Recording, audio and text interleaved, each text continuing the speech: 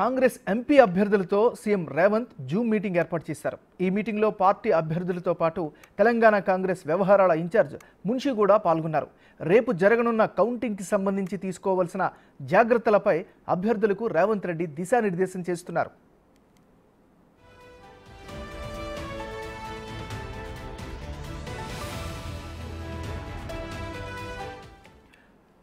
Congress MP అభ్యర్థులతో CM Revanth Zoom meeting ఏర్పాటు చేశారు. ఈ మీటింగ్లో పార్టీ అభ్యర్థులతో పాటు తెలంగాణ కాంగ్రెస్ వ్యవహారాల ఇన్ఛార్జ్ మున్షి కూడా పాల్గొన్నారు. రేపు జరగనున్న కౌంటింగ్కి సంబంధించి తీసుకోవాల్సిన జాగ్రత్తలపై అభ్యర్థులకు రేవంత్ రెడ్డి దిశానిర్దేశం చేస్తున్నారు. ఇక ఇదే అంశానికి సంబంధించి మరింత తాజా సమాచారం అందించేందుకు మా డిప్యూటీ బ్యూరో చీఫ్ సాదిక్ అడిగి తెలుసుకుందాం. సాదిక్, చెప్పండి. ఏమైనా కాంగ్రెస్ పార్టీ ఎంపీ అభ్యర్థులతో పాటుగా ఇన్ఛార్జిలో ఉన్నటువంటి వారందరితో కూడా ముఖ్యమంత్రి రేవంత్ రెడ్డి జూమ్ మీటింగ్ ఏర్పాటు చేయడం జరిగింది. ఈ కార్యక్రమంలో దీపదాస్ మున్షి ఇన్ఛార్జి కూడా పాల్గొనడం జరిగింది. రేపు ఉదయం 8 గంటల నుంచి వెళ్ళి 33 ప్రాంతాల్లో లెక్కింపు ప్రారంభమవుతున్న నేపథ్యంలో ఉదయం 8 గంటలకే లెక్కింపు ప్రారంభమవుతున్న నేపథ్యంలో అంతకంటే ముందు మనం ఏ విధంగా వెళ్ళాలి, పోలింగ్ సంబంధించిన ఏజెంట్లు, అదేవిధంగా ఈవీఎంలు తీసినప్పుడు దానికి సంబంధించిన సీల్స్ తదితర అన్ని కూడా జాగ్రత్తగా చూసుకోవాలి. ఎట్లా ఉండాలి అంటే కౌంటింగ్ దగ్గర ఎట్లా ఉండాలి, మనం ఏం చేయాలి అన్న, ఏం చేయకూడదు, ఏం చేయాలి అన్న దానిపైన కూడా పూర్తి స్థాయిలో అయితే ముఖ్యమంత్రి రేవంత్ రెడ్డి ఎంపీ అభ్యర్థులతో పాటుగా అబ్జర్వర్స్ కూడా ఉన్నారు. అబ్జర్వర్స్ అదేవిధంగా పోలింగ్ ఏజెంట్ అందరూ కూడా వాళ్ళకి దిశ నిర్దేశిస్తున్నారు. ప్రస్తుతం మాత్రం జూమ్ మీటింగ్ లో మాత్రం దీపదాస్ మున్షి అదేవిధంగా 17 మంది ఎంపీ అభ్యర్థులు మాత్రం ఉన్నారు.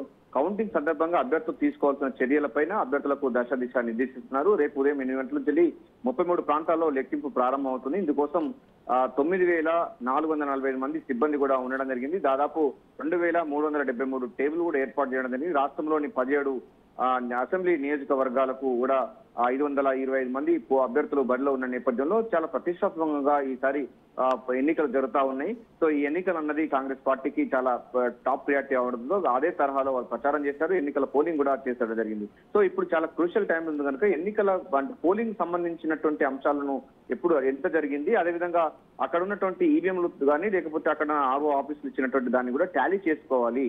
రేపు ఓట్ల లెక్కింపు సందర్భంగా తీసుకోవాల్సిన చర్యలు, అదేవిధంగా దానికి సంబంధించిన అంశాలు అంటే ఎంపీ అభ్యర్థి ఎవరు కూడా లెక్కింపు కేంద్రం నుంచి బయటికి వెళ్లకుండా దగ్గరలో ఉండి మొత్తం పూర్తి స్థాయిలో దాన్ని ఎట్లా మానిటరింగ్ చేయాలి, ఎట్లా మానిటరింగ్ చేస్తే బాగుంటుందనే పైన కూడా అక్కడ చెప్తున్నారు. అదేవిధంగా ఎప్పటికప్పుడు సమాచారాన్ని పార్టీకి చేరవేయడం, అక్కడ ఉన్నటువంటి సమస్యలు వస్తే వెంటనే అక్కడ ఆర్ఓ ఆఫీస్ కు ఎట్లా కంప్లైంట్ చేయాలి, ఆ కంప్లైంట్ ఎట్లా ఉండాలి అన్న పైన కూడా పూర్తి స్థాయిలో అయితే వారికి టెక్నికల్ ఆస్పెక్ట్స్ ఏమైనా దీంట్లో టెక్నికల్ గా మనం ఎట్లా ఉండాలి అక్కడ కౌంటింగ్ కేంద్రాల దగ్గర అని కూడా 17 మంది ఎంపీ అభ్యర్థులకైతే ముఖ్యమంత్రి రేవంత్ రెడ్డి జూమ్ మీటింగ్ లో దిశ నిర్దేశిస్తున్నారు. ఈ కార్యక్రమంలో ఈ జూమ్ మీటింగ్ లో కాంగ్రెస్ పార్టీ వ్యవహారాల ఇన్ఛార్జ్ దీపదాస్ మున్షితో పాటుగా 17 మంది ఎంపీ అభ్యర్థులు, అదేవిధంగా ఏఐసిసి పరిశీలకులు కూడా ఈ యొక్క జూమ్ మీటింగ్ లో పాల్గొనడం ప్రాధాన్యత సంతరించుకుంది. సో నరాలు తెగే ఉత్కంఠత ప్రారంభమైంది. రేపు ఉదయం 8 గంటలకు 33 ప్రాంతాల్లో లెక్కింపు ప్రారంభం కావుతున్న నేపథ్యంలో తర్వాత ఆసక్తి నెలకొంది. రాజకీయ వర్గాల్లో తీవ్ర చర్చనీయాంశంగా మారింది.